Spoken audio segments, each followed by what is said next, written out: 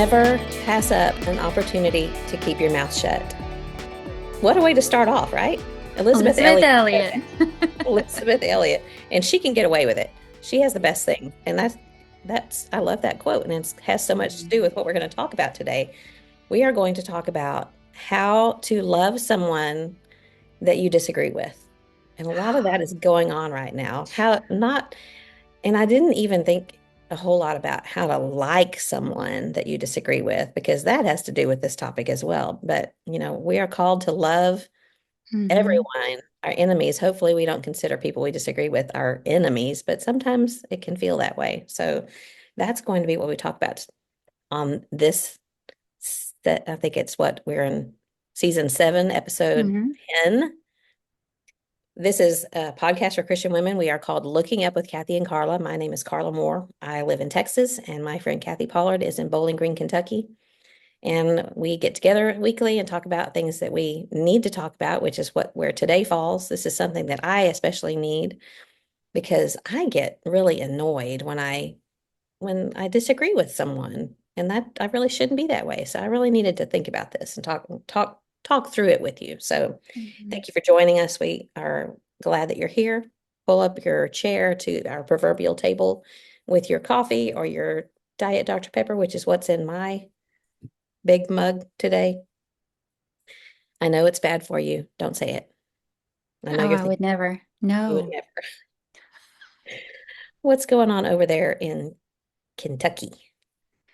Spring has arrived, so I'm pretty happy. My forsythia is in bloom. Our fruit trees are in bloom. We've got the white blooms on the plum tree. I can see them out the window. The pink blooms on the peach tree, and it just makes my heart happy. We went to Oklahoma City for Affirming the Faith, which was incredible, and I'll talk about that in a second. And when we got back, it was like our property had just went, spring's Mm. here. You So were just gone a couple of days, right? we're just gone a couple of days. Yeah, but it was a fun homecoming. I know we're not there, and we even have some cold weather coming back next Mm. week. So spring is not officially here, but that's okay. Just the signs of it and the longer daylight hours and everything it already has me Yeah. anticipating it, and feeling so much happier. New life. Yeah, I've New been seeing life. bluebonnets. Bluebonnets come in Mm, usually in March, and here we are in March, and they really get mm, wild and crazy in April. So that is, yeah. we look forward to that. Yeah. I want to say to you, I may have mentioned it already, but I just have to say you are killing it with these thumbnails. And for those of you listening who may not know, Carla took over the editing and thumbnailing and all that fun stuff with this season, and they look way better. I mean, way, way. You're doing a great job. It looks very professional. And the spooky vibes that you gave last week's, I loved it. Neil, even when he saw it for the first time, he went, "Whoa!" And he just kept going on and on about it. So Well, you're the doing such a good job. thanks. That was a fun, the topic made it easy to come up with a fun background. And there's so Mm. many tools you can use. As, our topic last week talking about spending less time online. It didn't really happen with that particular episode, but Yeah. there's lots of fun tools. But I did use AI because when I take screenshots of us to put on the thumbnail, it's grainy. So I just put our pictures in Chat GPT and said, clean up our features. And it comes back, sometimes doesn't look anything like us. And so Mm. I'll say, reset that, try again. And I think the one of you looked like you. The one of me that I only have a certain number of tries because I have the free version, and Mm. then I have to wait 24 hours. So the very last one that it gave me, I feel like I had green eyes. But anyway, it's fun. I enjoy doing some creative stuff like that, but I have lots. It's not, super original. It's a lot of help with tools, but thanks. Yeah, but you know how to do it. And I have access to all those same tools, and I still don't. Like mine just looked very elementary, and it's obvious I don't know what I'm doing. But as soon as you took over, they just look so great. I mean, you're Oh, doing a great job. well, thanks. Yours were great too. Yeah, it was fun. Anyways, let's talk Yeah. about hair. Okay.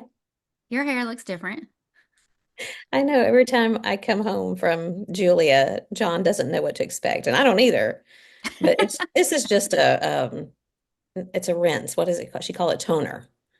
Mm. And so I'll just go ahead. I've already told you this, but I'll tell everybody else. So it was really getting kind of blondish yellow, as you could see in the thumbnail from last week. And this sweet woman, she's a friend, and I don't think she listens to the podcast, but if she does, you know who you are. And I had took no offense from this at all. I thought it was funny. But she brought in her purse to church one evening the purple shampoo, and she just pulled it out and she very nicely said, "Do you know about this shampoo?" And I laughed because Julia had told me, she said, use the purple shampoo once a week and, to keep the brassiness from being too bad. And I had Mhm. been, but apparently it was time. So when I went in for a cut, I don't know, a week and a half ago, Julia's doing this with my hair and pulling it up and looking underneath. And she said, do you have a little extra time today? Let's go ahead and put a toner if you do. So now I don't know. I think it's a little more ash blonde or brown. But I mean, it's really coming in. So Yeah, it is. It looks good. It looks good. If you're tuning in for the first time, we're talking about hair because Carla and I have both ditched the dye, and I'm coming up on my 2 year anniversary. And in fact, by the time this airs, I will have just celebrated my 2 year dye free anniversary. And it's so hard to believe that it's already been 2 years, but I have zero regrets. There have been a few moments where I've thought, wow, there's just two things. I do feel like it's made me look older, and normally I'm okay with that until I see somebody I haven't seen in a while. And then they go, "Oh, I didn't recognize you."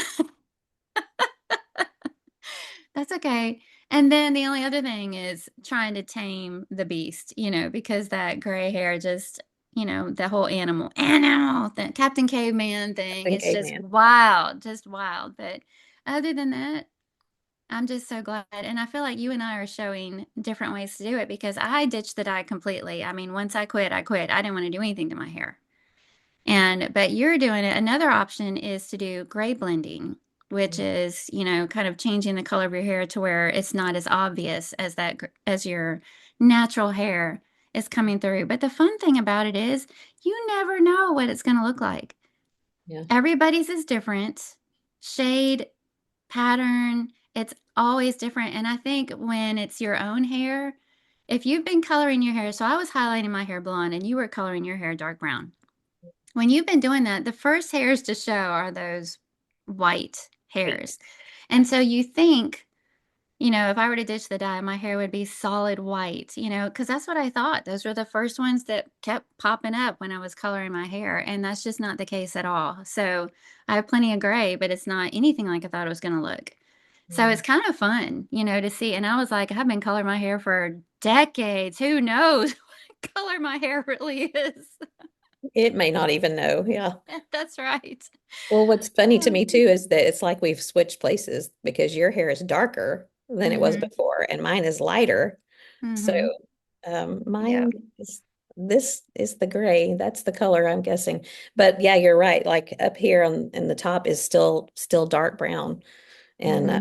so I don't, it is fun to watch it grow out and see where it's still, like you said, I thought mine was just going to be pretty much solid white, but I've still got quite a bit of dark in there.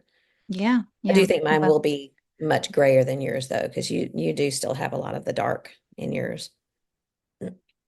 Enough Anyway, about hair. enough about hair. Yeah. What's up with you? So, well, John's birthday was 2 days ago, Mm-hmm. and we do a thing where we'll instead of buying gifts for each other, we might go get something together, something Mm-hmm. that we want for the house. So we did that, but I still wanted to do something for his birthday, something fun, and he's so easy to please.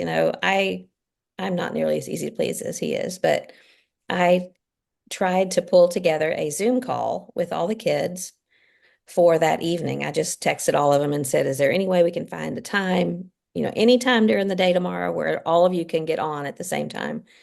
And and they figured out a time. But then Jordan texted me and said, could y'all meet in San Antonio for lunch? Because they were on their way from Katy to West Texas. They're camping this week for spring break. And I said, sure, we can do that. And then a few minutes later, he said, well, never mind. We'll just come to your house because it's only like 15 minutes further, which was much better for me. But John, his pattern in the mornings is that he doesn't shower right away because he'll ride his exercise bike for a while and then shower. And I was going, how do I know he's going to want to be showered and clean when people walk in, but how do I say that without spilling the beans? And so I just said to him, why don't you shower? You just never, and I don't remember what I said, but he said, is somebody coming?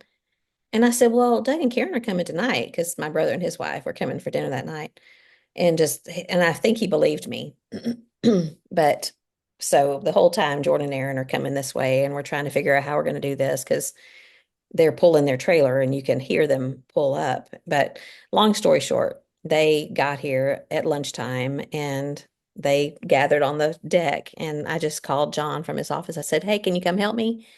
And he came around the corner and the kids just ran to him and jumped up at him and, surprise, Oh, surprise, which just thrilled him. hmm. That was nothing better. Unless all of them could have been here, there was nothing better than having some of the kids here.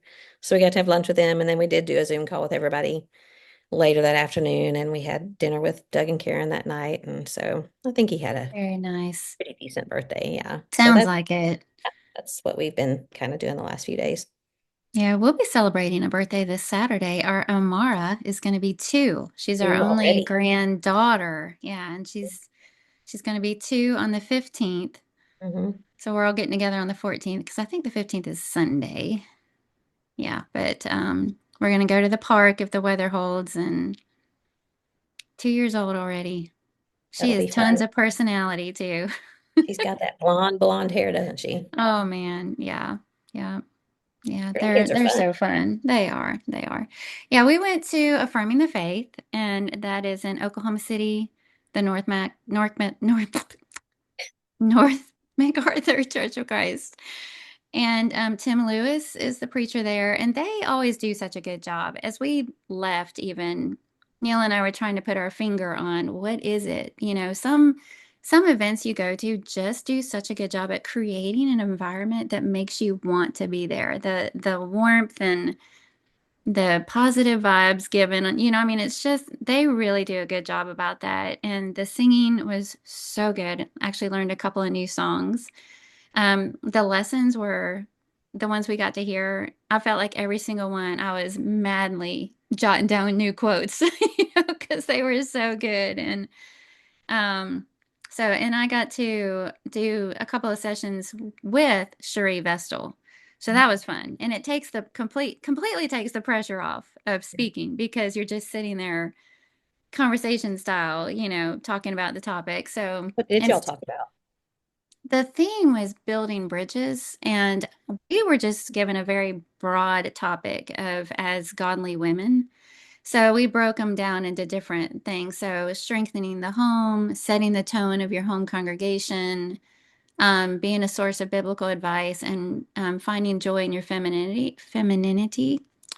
I think those are the major topics that we hit, but it was fun.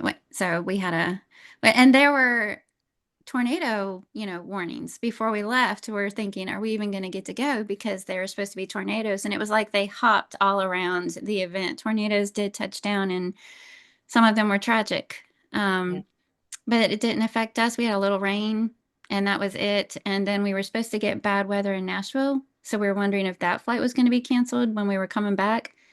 And ended up having a wee bit of rain, and then drove the most of the way home from the airport in the dry, so all the things that we heard and worried about never even came to pass. It was a smooth, really, really good trip. So, but while we were there, I always admire women like this so much. While we were there, this lady that was introducing us, her name is Jana Rucker, um, came and talked to us and said, I'll be introducing you guys, blah, blah, blah, blah. And then she said, also, if you want to come over for lunch tomorrow, we just live right up the road. And we're just like, oh, that's so sweet. Well, later that night, she texts her address. This is what we're going to have. Here's the directions. Would love to have you. And we went, and there must have been, I don't know, 40 people Well, in her house. And she had white chicken chili. She had some kind of beef stew, maybe, and cornbread and salads. And I mean, just all kinds of things. And people were just, seated at tables all over the place, and she was just very relaxed and walking around and talking. I mean, it was just, it was like whoever she saw or wanted Yeah. to invite, she'd say, "Hey, come for lunch if you want. We're right up the road. Come for lunch if you know." And I just Hmm. thought, how great is that, to be That's that not prepared, and then you can just say, "Come over for lunch if you want. We're just right up the road." that's not So, easy to do in the middle of a mm-mm. lectureship when you're busy, being going back and forth, but to host a luncheon like that, it's amazing. Yes. And she was busy because she was also, I think, working a table. And I can't remember which one. Not searching for, maybe it was searching for truth, but she was also working a table, so she was very involved, very busy, but just that hospitality and openness, and we could have eaten at the event because what they do for their speakers is they give you tickets, and we had dinner there the night before, and they provide lunch. And so we could have done that, but she just said, "Come on over to the house." And That's I great. It just thought it was reminds me of great. Linder Road, the Idaho group. Yeah.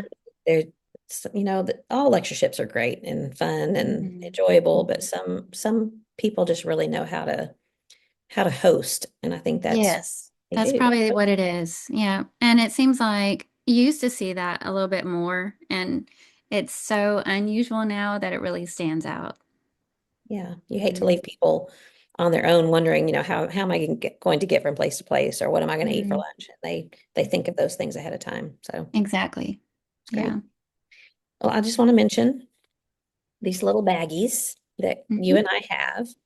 And this is going to be a goodie bag that we're going to stuff with some goodie things and give to the women who are at Equipped April the what, 23rd 23rd through 26th. through Hmm. 26th. So we're still talking about the little things that we're going to stuff in this bag, but it'll be good, whatever it It's going to is. have one lollipop in it. A stick of gum and a lollipop, That's right. maybe a sticker. But it will be for obviously for those women who are adequate. We can't like hold them for people, but Hmm. we have like 100, Hmm.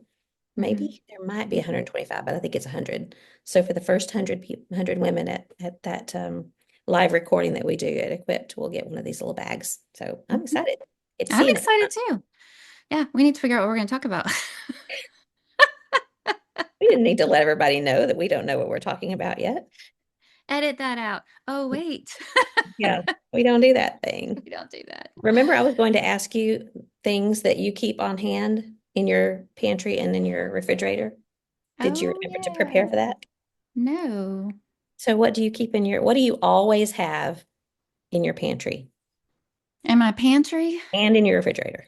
Okay, refrigerator is easier for me. I always have non-fat Greek yogurt. I always have citrus, lemon and limes. I always have garlic, almond milk, regular milk, and then like peppers and onions and celery and carrots and those kinds of things. Those are my must-haves in my Okay. fridge.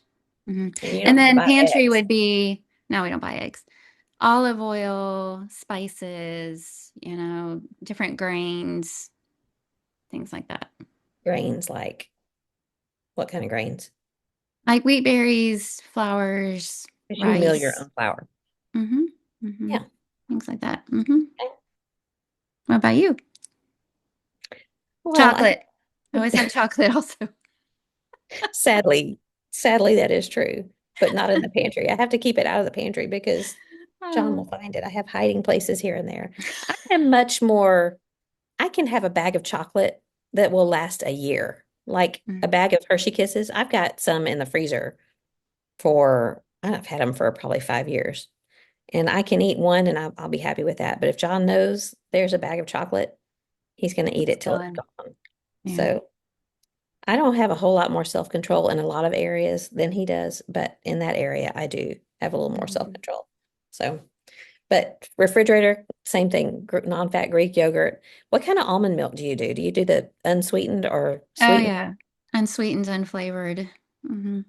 Well, I accidentally bought vanilla flavored and I didn't like it. It was like, that's not milk. It doesn't taste like milk. Yeah. I So use mine in my smoothie every morning. yeah, Hmm. yeah. Well, we always have eggs. lemon. I don't always have lime, but I do always have lemon because you always use that on something, and garlic. But I like those frozen little garlic pods. I keep those in my freezer all the time. Mhm. We always have some kind of cheese. I'm just trying to think of things that when you go through the grocery store that if you don't have it, you immediately Yeah, we always replenish have it. cheese, big block of Parmesan, and some kind of sharp cheddar, usually sharp Mhm. white cheddar. Yeah. Doug brought me a big block of smoked Gouda that he had smoked himself the other night. Oh, it was so good. I Yum. still got some. I keep chicken in the Hmm. freezer. Um, Unfortunately, I always have some kind of pretzel in the pantry. Always have oatmeal. I like that Hmm. Bob's Red Mill, the organic stuff supposedly is Hmm. a lot better for you. I don't know if that's true, but they say, and they're always right, whoever they is. Yeah. I was just curious because I think it's Yeah. interesting to know what people always keep in there, what they Hmm. replenish immediately when it's gone. Hmm. Yeah, bananas is another one. Bananas and fruit of various types. I usually keep frozen fruit. I usually keep wild blueberries, some kind of tropical mix, and some kind of berry mix. As you do smoothies in the morning. Hmm. Yeah. Okay. Yeah. Carry on. Just curious. I was gonna tell you, I've mentioned on here before that my sister and I and my mom and all of our my daughters-in-law are doing this chronological daily Bible reading together, and we have a text thread going, and we don't post in it all that often. It's just like when something comes across our mind or we think about something, but I just wanted to share what my sister shared this morning because I thought it was so good. She said that, and this is, we've been coming through all the rules and regulations and Moses now, not getting to go into the promised land. So just to kind of give you a timeline of where we are. But today, Christy said, Joshua's prayer to God sounds accusatory toward him, but there is no mention that Joshua spoke to God before the battle at Ai. If he had, God would have told him about the sin in the camp, and the things would have ended differently. I wonder how many times we get in situations in our lives and complain to God about it afterwards instead of seeking his guidance beforehand. Isn't that good? We are reactive a lot of times instead of Yeah. proactive. Mm-hmm. Yeah. And And it's like we get frustrated with him. Why didn't you step in? Why didn't you blah blah blah and don't realize that why didn't we go to him first? Why didn't we seek his counsel first and go to the word first before making our own plans? yeah, Mm-hmm. yeah, good point. I love those kinds of studies that that everyone else is doing it. That you're reading the same thing at the same time. You might not Mm-hmm. talk about it all the time, but there's something kind of comforting knowing that other people are in the same part of the word that you're in, and you can Yeah, have those conversations. And you and I were exactly. just talking earlier this morning about how valuable it is to have spiritual conversations and have friends that you can have those conversations with. And Mm-hmm. sometimes for some of us, they're few and far between, and others of us are blessed with many. So Mm-hmm. it is a blessing. Yeah, I was sharing with you how the morning that we were speaking at Affirming the Faith, I texted Cherie Vestal a little text, praying about this, looking forward to it. And she texted right back. She was praying all night. And she said her words were, I'm looking forward to sitting next to you to talk about God. And I can even hear her tone, I know. when she says that, because that's just who she is. She is one of those people where it's a natural part of her conversation and there is no posing there. That is just who she is. And it made me smile. It just warmed me in the heart. And I told Neil, I read it to Neil, and I was like, everybody needs friends like this, that they look forward to talking with you about God. So, I can even hear her saying that. yeah. There's something particular in the way that she says God that Mm-hmm. is just a Cherie way of saying it that I can't Yeah. explain, but you know what I'm talking about. Yes, I do. Yeah. Well, that's great. Hmm. Are we ready to start on topic? We probably should because I have a feeling this is a doozy.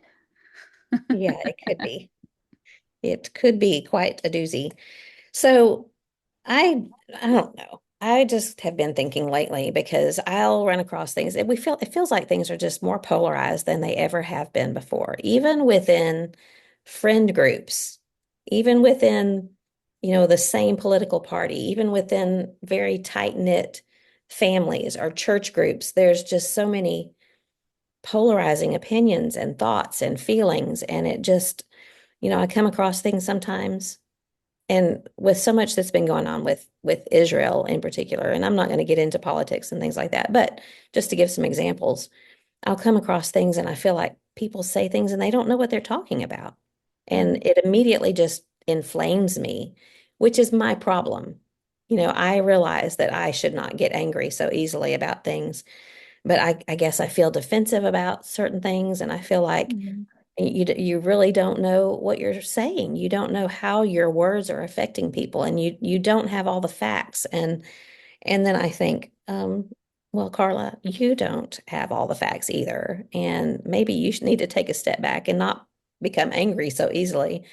But it just got me to thinking about how it would be good for us just to have a conversation, because I'm interested in what you have to say about this, about how to like and how to love, because God expects us to love the world, to love souls, to see souls, even when we disagree with them. And in some ways, especially when we disagree with them, because I think this all the time. The devil is so active and so in the middle of, he wants to get in the middle of Christian families, whether family, blood family, or church family. He wants to get in the middle of people who were formerly friends or who are friends but are, feel that tenuous little edge to things that they disagree about stuff. You come across things on social media. You see things on the news. You hear a news report, and I've gotten to where I don't trust anybody on the news because I feel like everyone has an agenda. So I just feel like things are making me more cynical, making Mhm. me more on edge, more easily angered, and all of those things are not Mhm. spiritual and not godly, and I don't want to be that way. So, obviously the things that we're going to talk about today, I'm not talking about doctrine, things that God has commanded, has put forward in scripture. I'm not talking about that. I'm talking about Mhm. opinions about things going on in the world, things going on politically, things going on um, medically, because we argue about that, things about food. I mean, there's there's any number of things that we argue about, that we have these very strong opinions about. And we just know that I'm right about this and you're wrong. And you need to change what you're thinking and agree with me.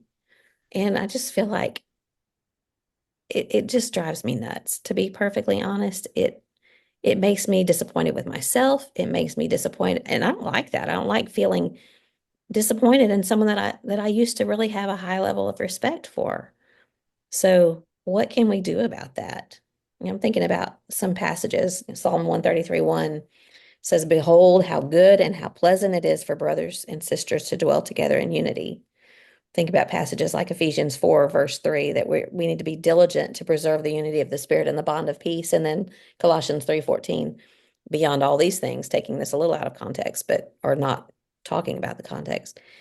Beyond all these things, put on love, which is the perfect bond of unity. And that's the answer. If we have love for people, then we're going to strive after unity more than we're going to strive after being right or having our opinions out there or trying to convince someone that they're wrong and we're right. But I don't know. My usual response to things is when I see something, I feel disdainful, and that's not right. I feel disgusted, and that's not right.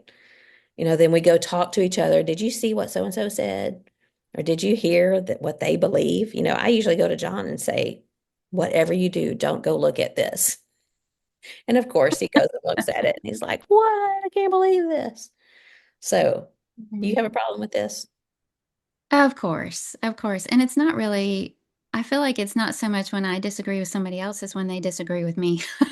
Yeah, yeah, And my default is, "Psh, I'm done with it. I don't need this. I don't." And that's not good. That's not good either. And I think when I see things out in the world that I think are ridiculous, people taking these very strong stands and making every living thing divisive. It's sad, but it doesn't bother me, because that's the world. And why would you expect anything less? But when it's somebody that I know and love, and then they take issue with something, and it just blows my mind. I'm like, why is this a thing for you? Why do you have a problem with this? Why is this, why, how can you even feel that way? It's those types of situations when my feelings on something are so markedly different, but it's somebody that I never would have expected that from. You know, that's when I have a hard time with it. And that's when I have to figure out how to work through it, and like observe all the things that you've already said, that he's he or she is looking at things from their perspective. I'm looking at things from my perspective, and we might come to two completely different conclusions. And sometimes I look at that, whatever it is, and think, but how can we move forward in harmony?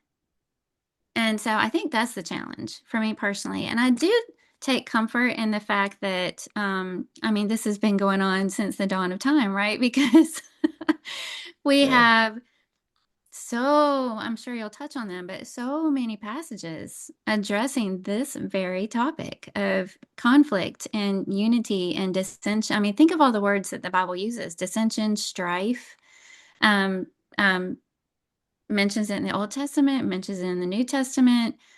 Paul wrote a whole letter about division and people lining up behind personalities, and pleads in 1 Corinthians 1:10, that you be joined together in the same mind and in the same, in the same judgment. 1 Corinthians 1:10, by the way, was the very first memorize I ever learned as a child, memory verse.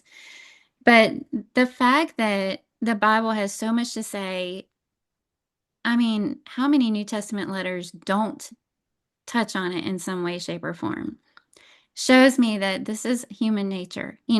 The topic matter might be a little bit differently. The venue definitely, social media has definitely changed our world when it comes to stuff like that. And you see it more and more with all the little warnings people have to put on there, this might Mhm. trigger you, this might, or the comments that they'll make, don't come at me, don't come at me, because everybody knows that's the world we live in. Somebody's probably going to come at you.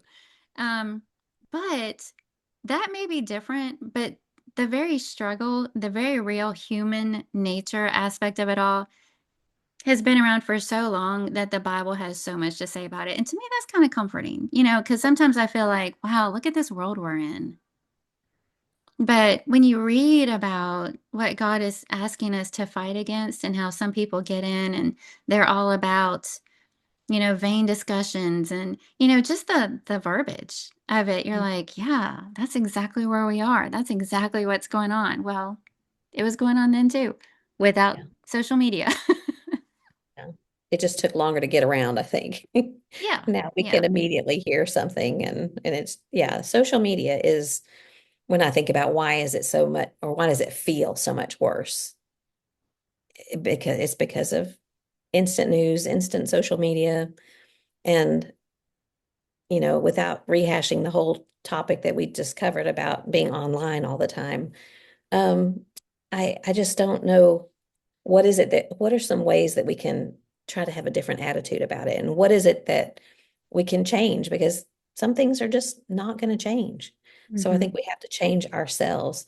I was thinking too about the people that Jesus surrounded himself with and how different they were when you think about Matthew being a tax collector. And, The Chosen, that series has really brought that awareness to me more than I had before of the differences of the apostles, the ones that Jesus was with all the time. They were very different personalities, and you can see that Hmm. reading about Oh. them. But Hmm. when you think about what they did and how they, a tax collector, he was collecting taxes for the Romans. And then here's these fishermen that would have had to pay taxes. What about Simon the Zealot? Hmm. A zealot who was completely against any Roman involvement, wanted the Romans completely out of Israel. So Jesus did not surround himself with what's the word, people that were just gonna, he wasn't in an echo chamber at all. Hmm. And Hmm. I think sometimes I want to be in an echo chamber. I want to be around Hmm. people that agree with me all the time. But at the same time, that doesn't help you grow. It doesn't really enhance who you are. And when Hmm. we have discussions with people who are different from us, then it helps us to have a whole new look at or maybe to have more compassion or more understanding. So it's good for us to have to be around people who think differently than we do.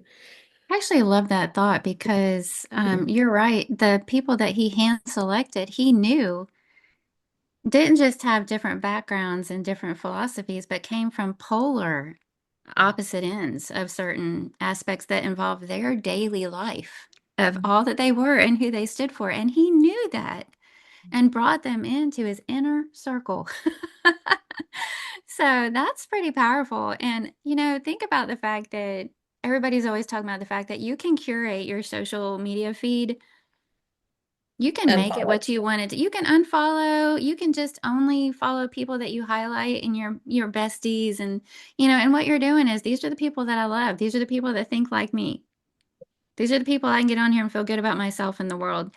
And maybe that's something to think about, that maybe that's a little too circle drawy. And I'm really not making a stand on that because I think social media should be viewed more as some pastime that you might dabble in for a little bit. In my mind, it's not real world living. It's not real life. But the idea behind that, of how we're always wanting to surround ourselves by like-minded people. And I think, again, not to harp on what we talked about last week, but social media kind of also paves the way for that and pushes that. When you always hear people say things like, I started doing this and now I see it everywhere. Mhm. Or I started talking about this and now I feel like I see it everywhere. Everybody's doing it now. Well, no, they always were. Yeah. But your feed is watching you and showing you what it thinks you want to see. I mean, it is very intentional. So it's not like, and all of a sudden I'm discovering all these things. No, they were always there. Yeah. You're just now seeing them. But that's what is the opposite word for being open-minded? Closed-minded. Yeah, I mean, it just, in some ways, we're creating that and feeding that through some of these things that we use as a pastime, if that makes sense. Well, but go back to what you said about his apostles. Jesus knew that when he sent them out, that they would be able to relate with different people and with Hmm. different mindsets. And so I Hmm. think that would surely have been part of his intent in choosing the ones that he did. Of course, Okay, the I'm fact sorry. that, Now I have to say this, and I feel like you're trying to get somewhere, and I keep interrupting you. oh, you're good. But have you ever, somebody new came to church and maybe you knew them ahead of time and you were friends or whatever, and they hook up with somebody and you're like, wow, I never would have put the two of them together. I never would have thought they would have Mhm. ended up good friends, but wow, I never would have thought that this personality would have drawn this personality. But you're so right. And that happens all the time. And who we think somebody might click with is rarely the case, and God does so many good things with all of our differences and different backgrounds and personalities. Okay, I'm gonna And stop talking now and let you move this thing no, forward. I love what you say. I think about what God God's intents and I mean, his ways are different than ours, and he Mm, knows. And he created us all different. Obviously, God loves differences and he loves, I don't know what words I'm trying to come up with, but just the variety of colors and flavors. And he likes and enjoys creativity and differences. So I think that there's nothing wrong with that. But we, as anything else, we misuse what God intended to be good. As far as social media, I think about, there's a lot of people that I have unfollowed.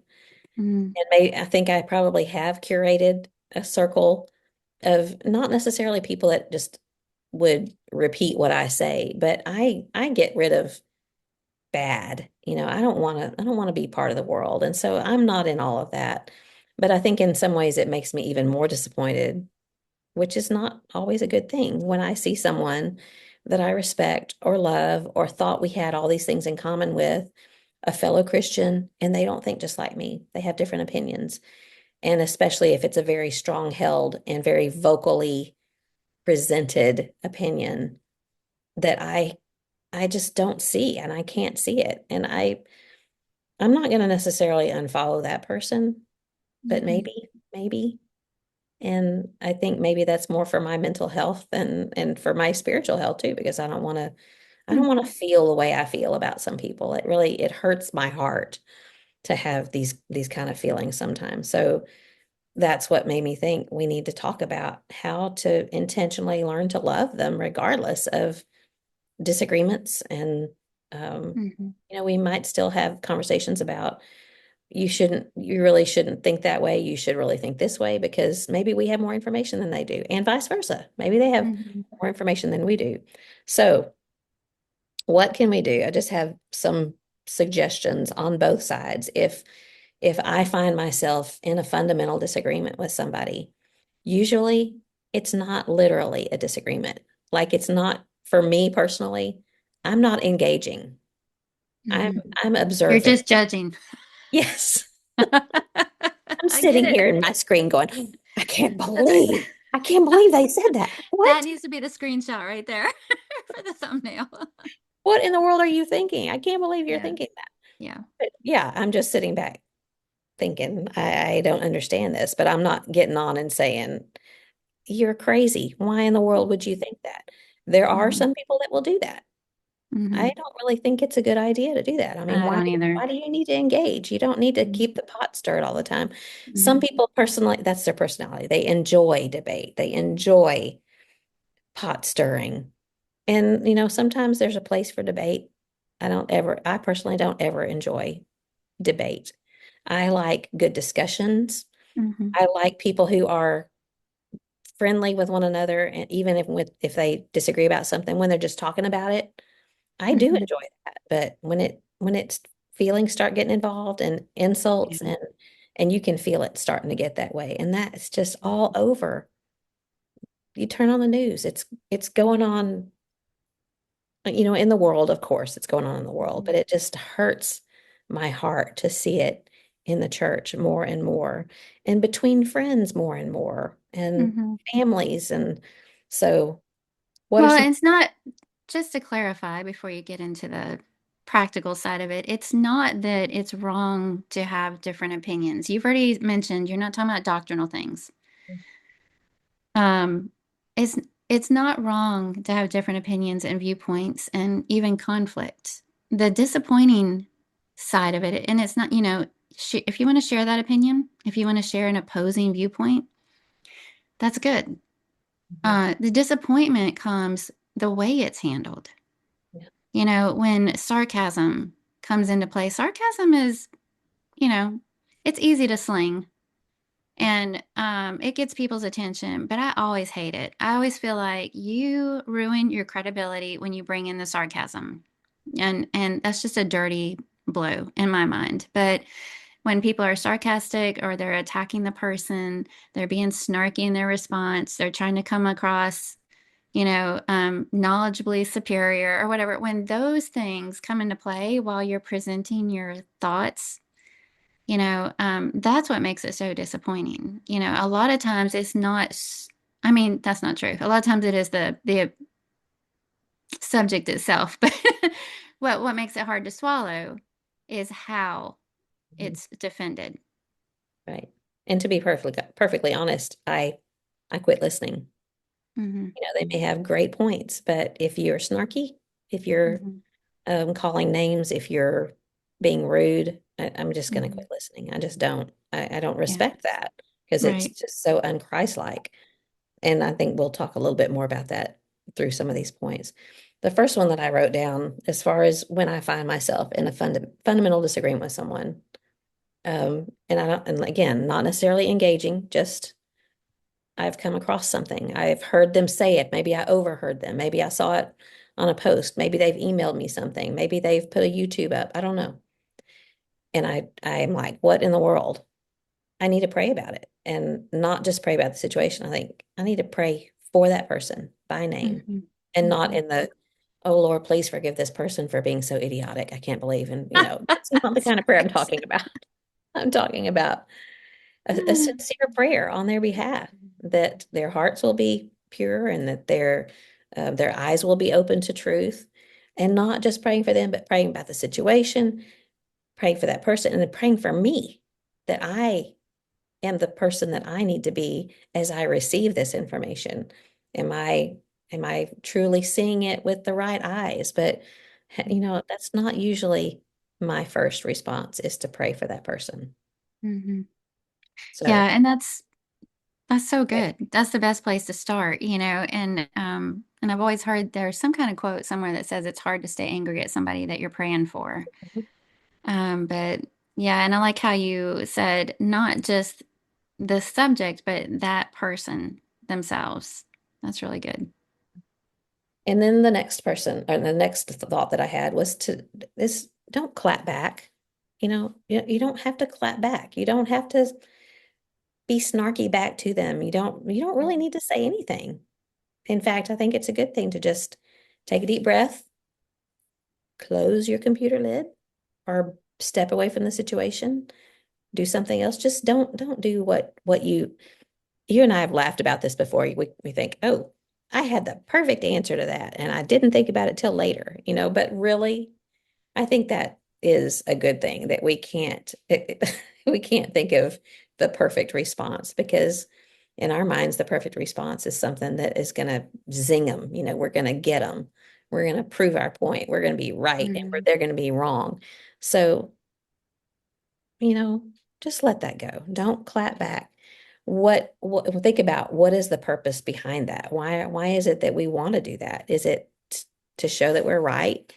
Um, I just I think, what is my purpose here? Am I trying to be cute? Am I trying to impress other people that might see what I comment on their inflammatory post or whatever it is? What is behind my desire to just immediately slam somebody with whatever it is that Mhm. my feelings about something? Proverbs 15:1, a soft answer turns away wrath. And so often we do the opposite of that. There's no soft answer in us. We just immediately pound away at, the keyboard warrior, as it's called, and Mhm. we respond to whatever we think is idiotic or dumb or whatever, insert whatever word you're feeling about what they have to say. So don't clap back. Yeah, Are I you- like that. Every now and then Neil says to me, "You should have been a lawyer." And it's not a compliment.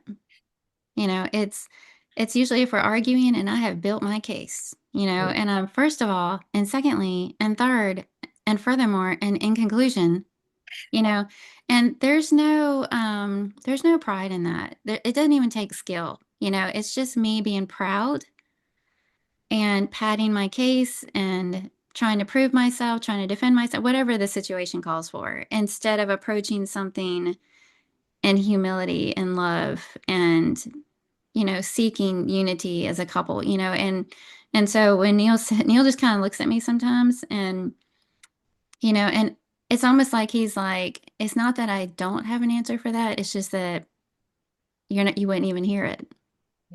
And he's right. Mhm. And so usually if he makes that kind of comment at some point, you should have been you missed your calling, you should have been a lawyer.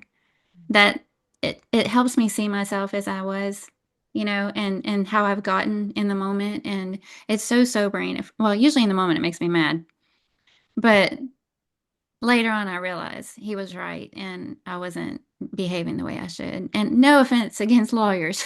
That's not what I'm trying to say. They're supposed to be creating a case, but I'm not. I'm not in that situation. So, Yeah. It's funny you say that because I disagree that it does take some talent to be able to, I mean, maybe it's not a good talent, but to be able to think rationally and clearly in a situation like that and to come back with something, it may not be helpful, it may not be great, but I think I'm saying this humorously because mm, our middle son Jacob, we used to tease him because he would say, "So," and we'd tell him, "You would not make a good lawyer because that is not a good response in court." So anyway, that's a that's side note. hilarious. Maybe Yeah. I'll adopt that one.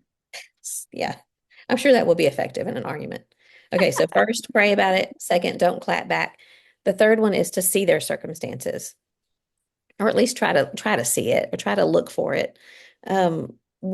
Why, for example, just to use immigration as an example, why does someone feel so strongly about it? Maybe they have someone that they love dearly that is involved. very heavily in that topic, and they have seen things that you have not seen, or they know things that you don't know. There's always more to the story. My dad used to say there Mhm. are two sides to every pancake, no matter how thin you cook it. So there's always going to be another side. And so try to look at things from their perspective and ask yourself, maybe what is it that got them to this point? Why do they Mhm. feel so strongly about it?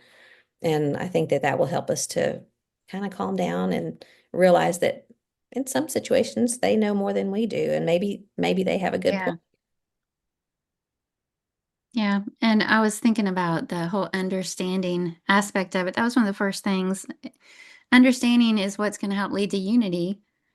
And if we don't go to the trouble to understand, how they got to feeling the way they feel about something, we won't get to that unity. And I was trying to think of the name of that guy that would come to Bear Valley every year to do that conflict seminar. Do you know who I'm talking about? Mm, must have been before us. Yeah, it was really good. And he would talk about, conflict is a part of Christian family living. I mean, it just is. And so he would talk about how to handle it when conflict comes to you. As much as, we try to live at peace with all men, but it's sometimes going to come to you and how you handle it. And one of the things that he always said that stuck with me was number one rule in a situation like that is to listen. Number one rule: listen, don't talk. Listen, don't talk. Listen, don't talk. And even when they start saying things and in your mind you're wanting to, have your rebuttal, well, actually, or you want to defend, well, actually, or no, really, don't. And, whatever case they're pleading, let them talk. And he says, let them talk for as long as it takes. It might take 45 minutes. Don't interrupt. Don't explain yourself. Don't defend yourself. Just Mhm. let them talk. And he said, usually what happens 9 times out of 10, by the time they're done talking and you've never interrupted or said anything, then they start working themselves back out of it. And they're the ones that will come around and say, this is how I feel, but maybe you just blah, blah, blah. Mhm. Then they open the door for being ready to listen to you and your side of things. And I just thought that was so smart because the whole point is unity and love. And that's what Jesus prayed for right before he went to the cross. And, you picked a topic that learning to love the people that we disagree with. Well, the whole point is the only way we can do that is if we get to that place of understanding. We still don't have to think exactly the same way, but we need to be willing to get to that place of understanding. And I believe that only happens face to face, Yeah. definitely not online. I typically would prefer to write a letter because I think better that way, but I don't Yeah. even think that's the greatest because tone can be read into it. I think if it's important, if it matters, have a face to face and listen, just listen. If it doesn't matter enough for you to be willing to have a face to face, then let it go. You know, don't And hold it don't against them harbor in your resentment. heart. Yeah, don't harbor anything against them in your heart. If it doesn't matter enough for you to have a face to face with about them, let it go. Yeah. At the very least, what you're talking about with just let them talk. They'll respect you for Mhm. allowing them to talk, Yeah, and just listening. Mhm. realize that you care enough about them to let, not sitting there with your eyes rolled or a deep sigh every 5 seconds. And that's not Mhm. listening. That's No. different kind of, it's not active listening. But Yeah, this is not arms crossed. Go Mhm. ahead. I'm just going to let you have your say. This is a genuine, I'm listening to you because this is important and I Yeah. care enough to listen to you. And that's going to come across by your body language. And that is so Christ-like, as opposed to Mhm. unchristlike behavior of the arms crossed, and you have nothing to say that I find worthy to listen to. So yeah, Mhm. listen. While you were talking, I had to write down so I wouldn't forget, why is unity so important? I mean, why we're talking about unity. Why is it so important? And I think about, what if we don't have any unity? I mean, we're all divided. And the saying, a house divided against itself can't stand. Is that in the Bible, or is that just one of those sayings that I can't remember? It's true. If it comes from the Yes. Bible or whatever, if a house divided against itself is going to fall. And Yeah. I think about the example of the herd of bison running away from a predator. If he can just separate them, then they're able to attack and kill people that are when they're separated. But there's Hmm. just so many examples of being divided, and this is we're fractured, we're divided, and the Yeah. devil is that predator, and he's going after us, and he wants to find us at our weak point, and when we're alone, we're in a weak point. So unity is so important. And it turns disunity and division turns people away from Christianity. I love whoever it was that said unity is our greatest apologetic. Mhm. Unity is Christianity's greatest apologetic, however that thing goes. Well, yeah. Meaning, when people see that, they're drawn to Christ. When they see division, we look just like the world.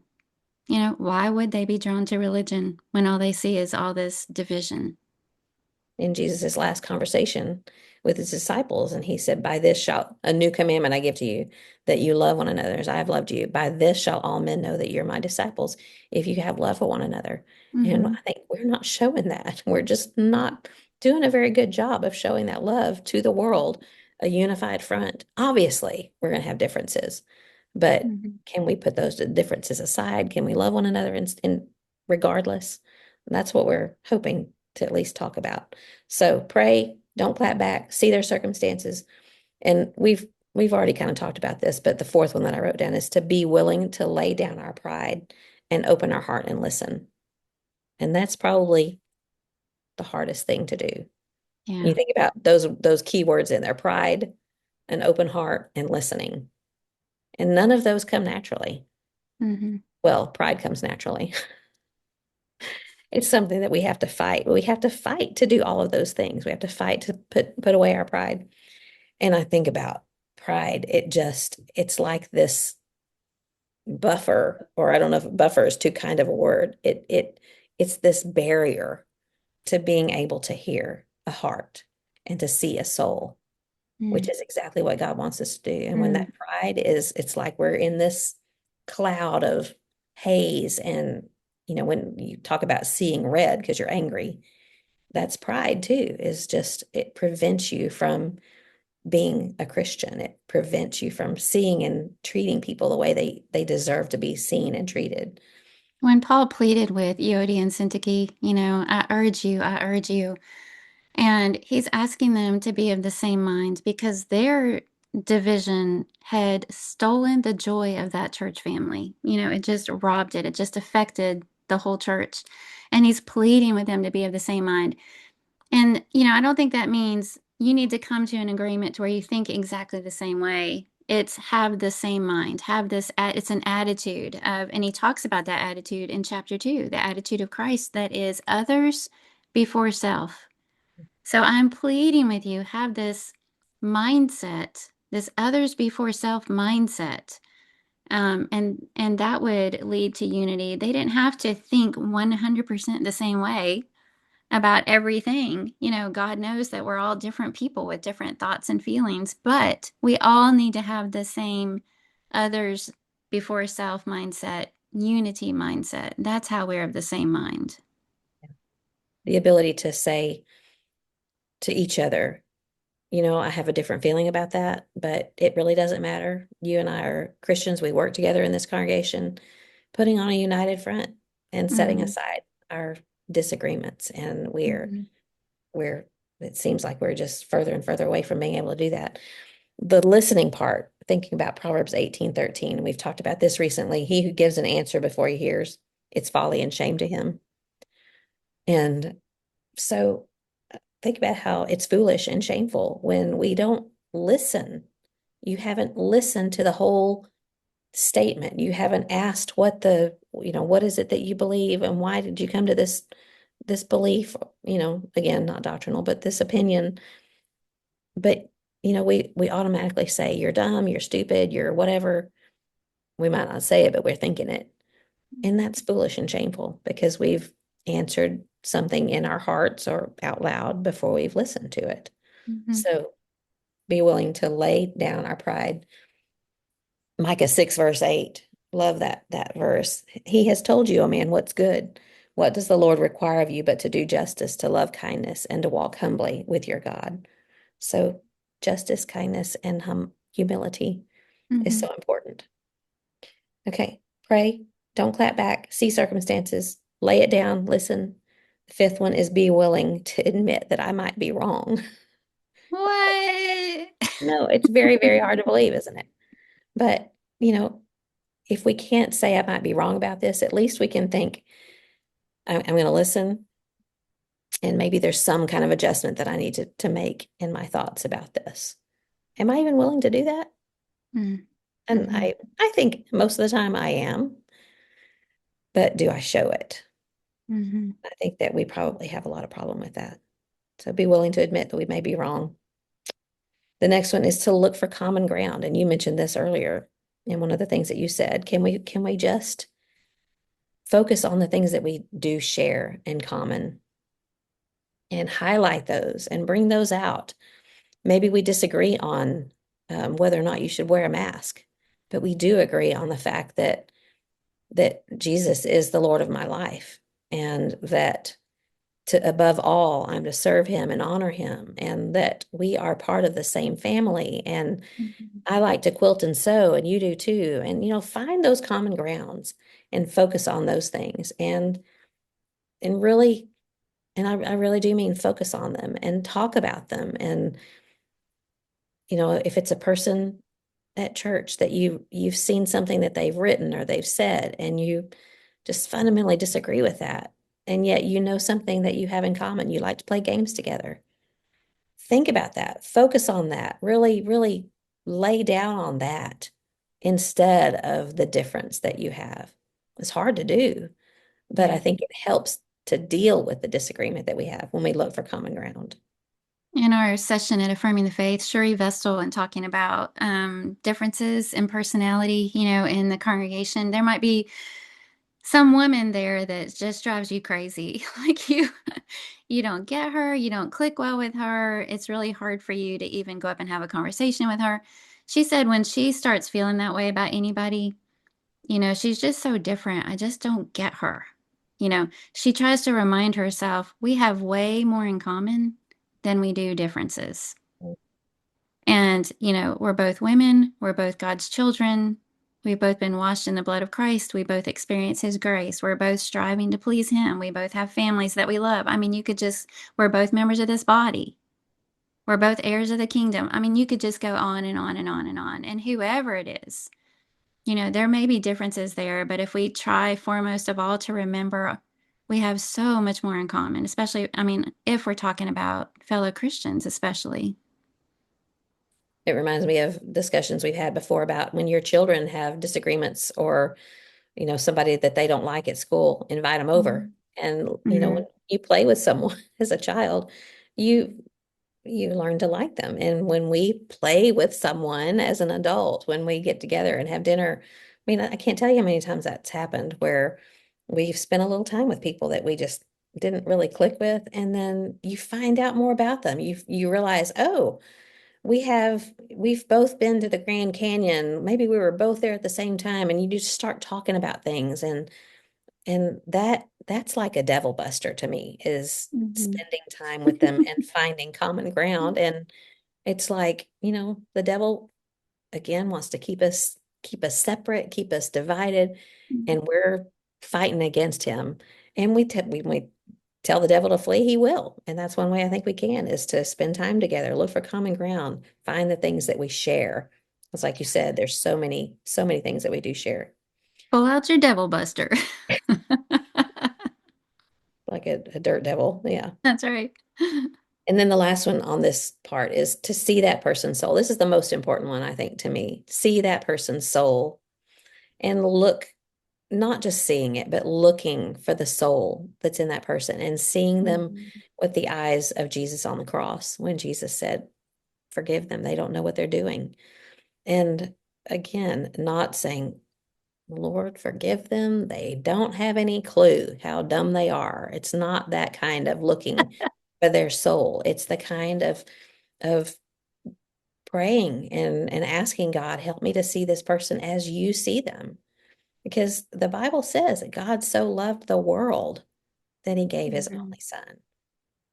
God didn't just love me. He doesn't just love people that hold the same position that I do about Israel. He loves the world. He Mhm. loves those Palestinians. He loves those Iranian people. There's just so many things that I feel about this that we just overlook the fact that each person on this earth has a soul Mhm. because they a lot of times that soul is covered up by personality and opinions and thoughts and word vomit, if you will. That sounds gross, but there's a lot of that out there. So see the Mhm. person's soul. Yeah, absolutely. And really that's all that needs to be said. I mean, all those other things are great, but if we lead with that, and that's what God wants us to do. Michael Haidt always used to say wisdom is seeing things the way God sees them. And that just takes in everything, our relationship with people, our interactions, um, how we approach the situation, and definitely what we harbor in our heart. And if we see everyone as that precious, valuable soul that was worthy of Jesus going to the cross for, I mean, that kind of covers everything with grace, doesn't it? It changes the way you see someone when you see their soul. Yeah. Okay, real quickly, because I know I'm sure, out of time or pushing the time limit, but just a few things. If I am the one that's pushing my opinion or that's very vocal about the things that I think, if I'm the one that feels like I have to tell everybody what I think about everything, what are some things to think about? And the first one that I wrote down is, why do I feel the need to stir the pot? Hmm. Why do I mean I don't understand this at all, but some people enjoy it, I guess, because they constantly do it. And I'm not sure if they think that I may be having the opposite effect here because I'm being disdainful of someone who does this, but I don't know. I think some people think that they really are sparking discussion, and it's really doing a good thing because when we get this going, we'll talk to one another, we're going to convince people. But has anyone ever changed their mind because of a snarky social media post? And I just really don't think so. In fact, I don't think I think so. it makes people dig their heels in further about Hmm. not agreeing with you. Hmm. So hmm why do I I feel the think need that we to? tend to agree with people that we're drawn to. So if you're trying to convince somebody of something, you want to have a personality that's warm and attractive and draws people to you. And all of those things do the exact opposite. They repel. Yeah, definitely for me. I'm completely like, no, Hmm. I'm not gonna hear anything anybody says if it appears to me that they're just keeping the pot stirred. And Hmm. that again may be part of my problem is that I'm not listening when I should be, but it that's something that bothers me. Okay, so if I'm the one pushing an opinion and being really noisy, I need to leave out the snark, like you said. Leave it out. Leave out the name calling. Leave out these blanket statements that really, I mean, you cut the legs out from under you when you make this huge blanket statement about all people that live here or anyone that believes that. It's just that your credibility is shot when you say things like that. So it's just always unhelpful. So leave out the snark. Don't Hmm. call names. Hmm. Not hmm helpful. Right. Then focus on the priority of winning souls instead of winning arguments. Hmm. Because I think a lot of times our feelings get pulled in. In fact, I know this is what happens. We feel strongly about something and our feelings take over and our pride takes over. And all of a sudden, it's about winning this argument. And we've lost sight of winning a soul. Hmm. And this is one of the reasons I just despise these online arguments and debates. And we're just like showing our weakness, like inviting the devil in. Look, we're weak here. We have this big open spot where we're fighting about this. Here's where you can get your nose under the Flaming dart. tent. Yes, shoot us here. And but people don't see it that way. I'm Hmm. not sure why, but if I'm one of those that does that, remember it's about winning souls and not arguments. A person who is always pushing an opinion needs to be willing to admit that they may be wrong, just like the person who is on the other end and listening.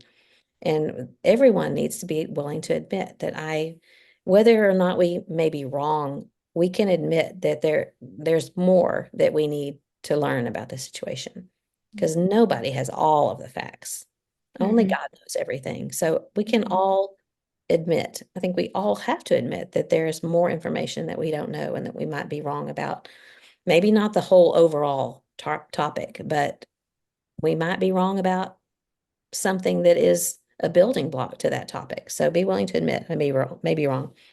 And then, of course, the last one is be willing to lay down the pride that we have on our side too and open our heart and listen to the other side. So Mm-hmm. basically, it's the same on both sides, but we all just need to step back and be willing to listen and love one another and see souls and put aside the stupid pride because it just gets in the way of everything and just defeats the whole reason why we're here. Seems like back in the day when I was growing up, the phrase that I would hear all the time was, well, that's one way to look at it. And it seems like you could make that statement and just go about your business. Like you may not agree, but in your mind, well, that's one way to look at it. And I feel like that's what we need to get back to. Just acknowledge, okay, that's a different opinion, but it's just an opinion. And that doesn't mean that you have to choose sides, choose camps, formulate your own opinion, state your case, all those different things. When I brought up our topic, Neil and I were drinking coffee this morning, and I was telling him what we were going to be talking about. And the first thing that came to his mind was we need to learn how to separate the person from the issue, because we take issue with something, but then it becomes personal. And really that's what this whole topic is about. You're talking about learning to love people who disagree with us. Well, they're just because somebody disagrees with us doesn't mean that all of a sudden that person is on our blacklist. That I don't want anything else to do with them anymore. And, I can't believe they feel that way. And that I'm just really disappointed in them. And those feelings might come, but we sure need to be careful about letting it take root in our heart and just learn how to say, okay, that's one way to look at it. Maybe I wouldn't have expressed it that way, or maybe I don't like the way you did that, but that's between them and God. If there was an issue in how they presented their opinion, but it becomes our problem. It becomes an issue between us and God if we start, like treating them with disdain and treating them differently because we disagree with them. And then it's our problem. Then we're the ones that need the heart check.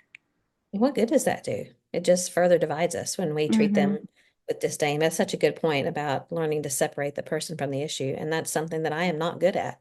And I've always had trouble with that, and which is why I think that this topic is something that I needed to really think about and realize that I need to work on because when I see a person that has an opinion about something that I feel strongly about, and it's theirs is opposite, I'm not comfortable with them and I avoid them, and it's really Mm-hmm. not helpful. Something you said made me think of Justin Guess. He preached Sunday here, and he said that his dad used to say, "Everybody has a belly button. Doesn't mean we need to see it." And I think about opinions. Everybody has an opinion. Doesn't mean we all need to know all of your opinions. Mhm.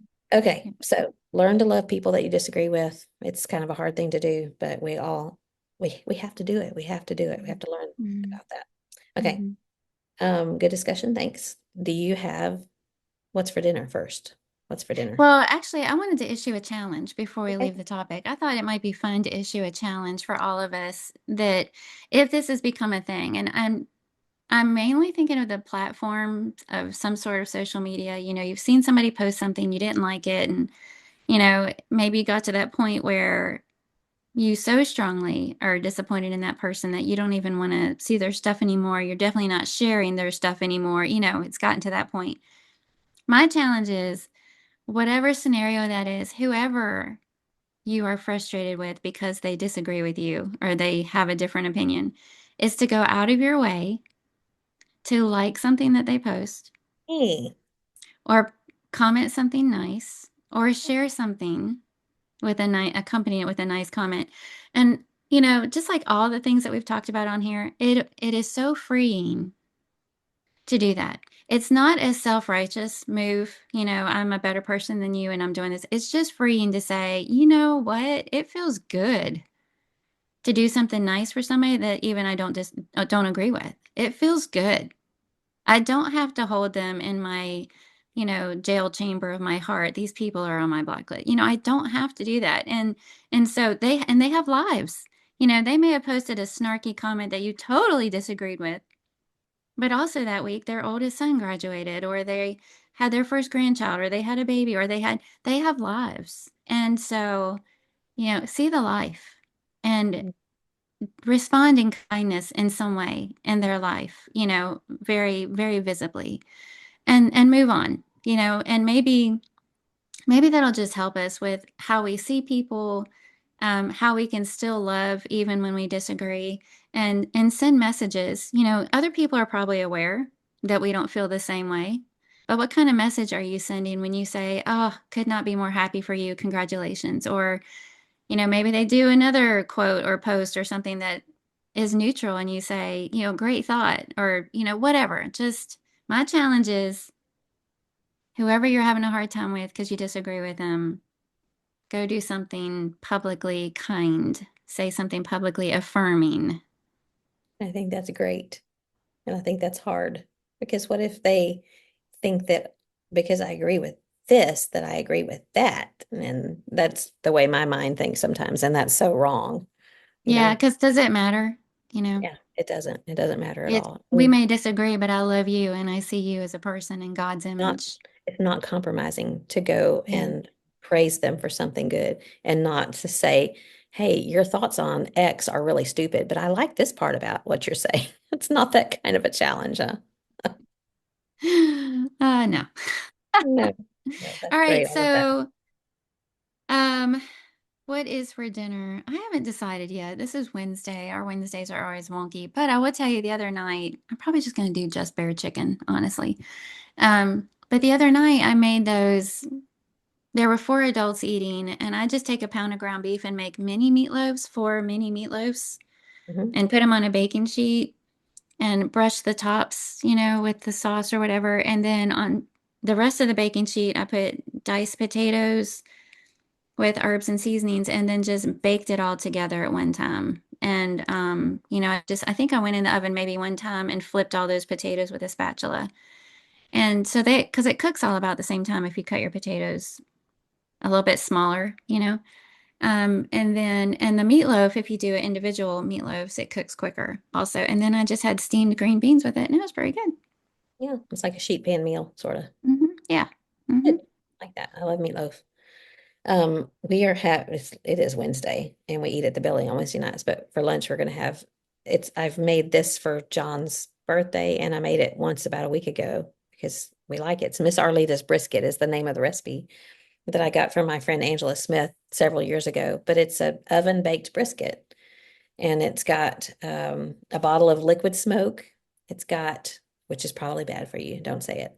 It's got wash your sister sauce in it, celery seed, onion powder, garlic powder, salt and pepper, and that's a marinade. And then you put it in one of those big oven bags and in a aluminum foil type dish and just low and slow all day long.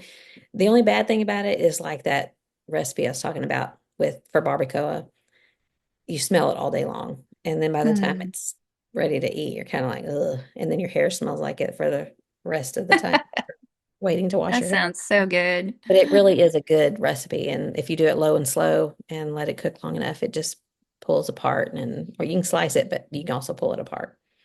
But that's what we'll Mm. have left over from John's birthday. Okay, do you have something good for me?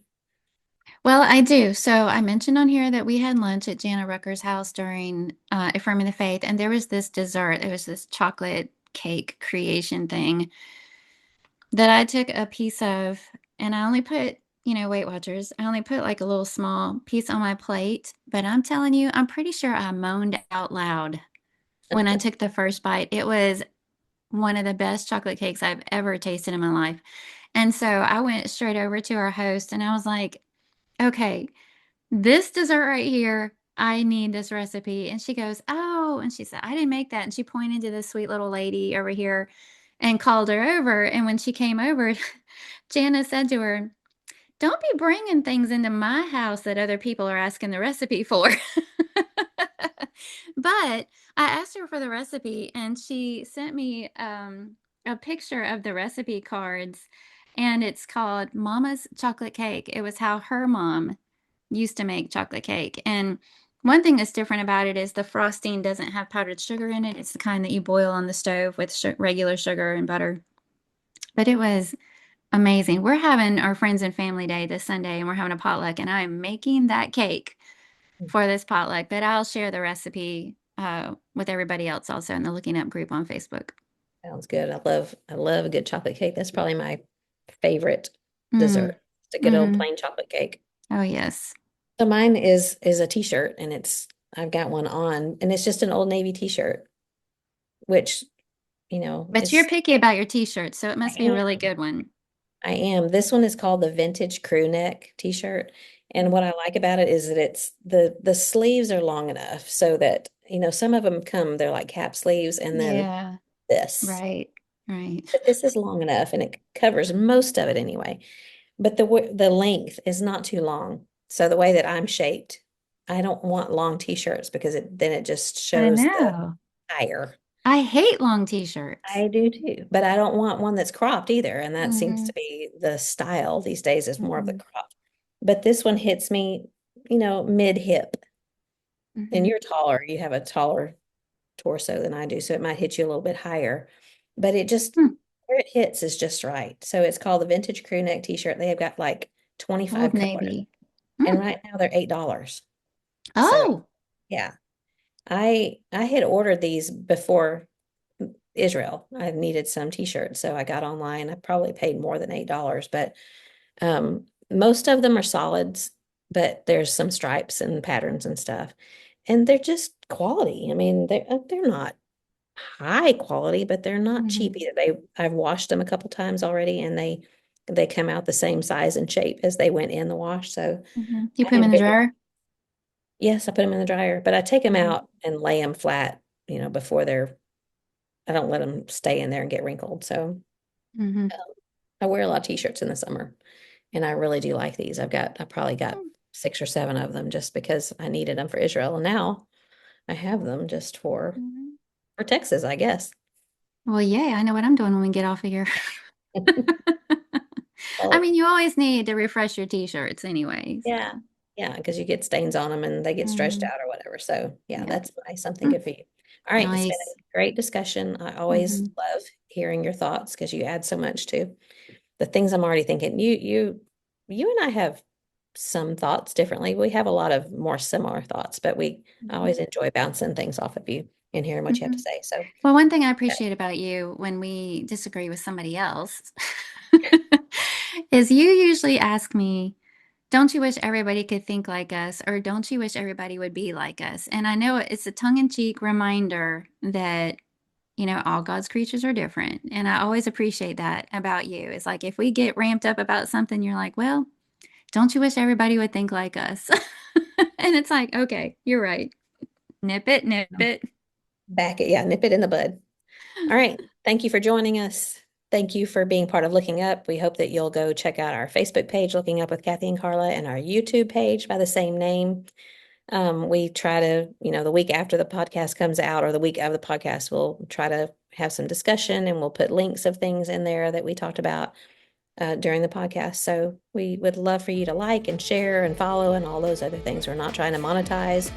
We just want to get the word out so that we can have other women join in on our fun and our discussion. And we always do our best and pray that we point people towards God. So Mhm. we want that for all of you as well. We pray for you and we pray for each other. So thanks so much for being part of this. And Kathy, I love you and I am looking forward to seeing you before too long. And until next time, Keep looking up. Love you too, friend. talk to you later.